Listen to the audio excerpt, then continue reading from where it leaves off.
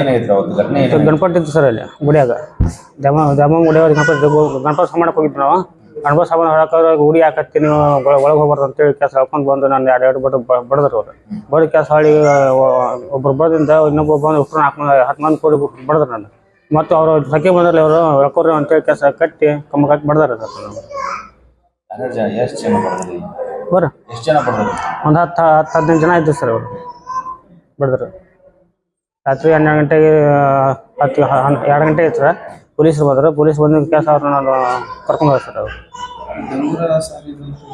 ಡಂಗ್ರ ಬಡದ್ರಲ್ರಿ ಯಾವ್ದಾರು ಈಗ ಅಂಬೇಡ್ಕರ್ ಸರ್ಕಲ್ ಐತಲ್ಲ, ಸರ್ಕಲ್ ಸಂಬಂಧ ಅವ್ರು ಅಲ್ಲಿ ಕರ್ಕೊಂಡ್ರೆ ಮತ್ತು ಇಲ್ಲಿ ಒಟ್ಟು ದೇವ್ರು ಗುಡಿ ಹೋಗ್ತಾರೆ ಇವರು ಅಂತೇಳಿ ಕೆಲಸ ಸಂಬಂಧ ಡಂಗ್ರ ಬಡ್ದಾರ ಅವ್ರು.